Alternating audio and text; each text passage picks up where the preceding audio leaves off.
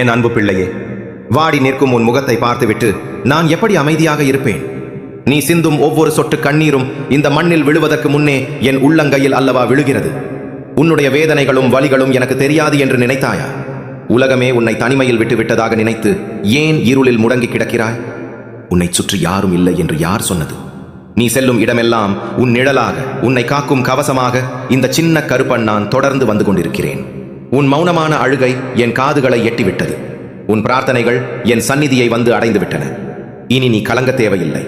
இப்போது உன் பாதையில் பல இருண்ட மேகங்கள் சூழ்ந்திருக்கலாம். உனக்கு வரவேண்டிய நியாயமான வெற்றிகள் கூட உன்னை விட்டு விலகி போவதை பார்த்து நீ துவண்டு போயிருக்கிறாய். உன்னை சுற்றி கண்ணுக்கு தெரியாத சூழ்ச்சிகள் நடக்கின்றன. சொந்தங்களே உன்னை பார்த்து நகைக்கிறார்கள். நம்பியவர்கள் உனக்கு முதுகில் குத்துகிறார்கள் என்று நீ வேதனைப்படுகிறாய். என் பிள்ளையே, நன்றாக கேட்டுக்கொள். உனக்கு நடக்கும் ஒவ்வொரு துரோகத்தையும் அவமானத்தையும் நான் என் கண்களால் பார்த்து கொண்டுதான் இருக்கிறேன். உன்னை அவர்கள் வீழ்த்தி விட்டதாக நினைக்கிறார்கள்.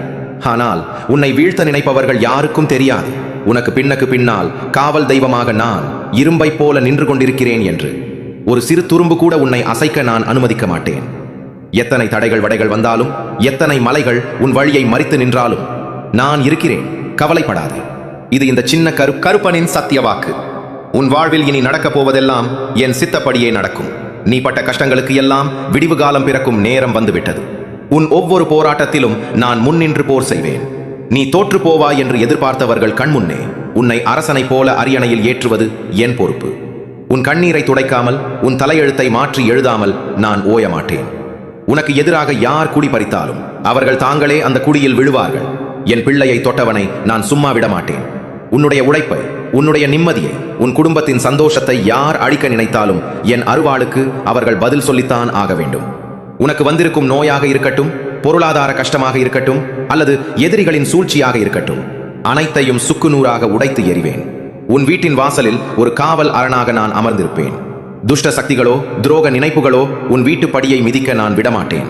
என் பார்வை உன் மீது இருக்கும்போது இந்த உலகத்தில் எந்த சக்தியாலும் உன்னை ஒன்றும் செய்ய முடியாது. ஆகவே என் பிள்ளையே, இனி உன் மனதில் எந்த பயமும் குழப்பமும் வேண்டாம்.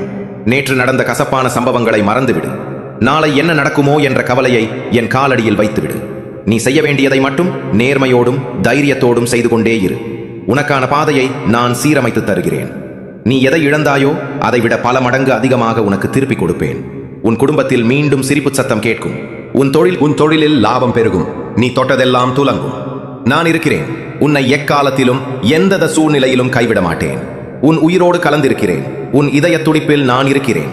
எழுந்து நில். முகத்தில் புன்னகையோடு உன் வேலைகளை தொடங்கு. இருள் விலகி உனக்கான வெளிச்சம் பிறந்து விட்டது.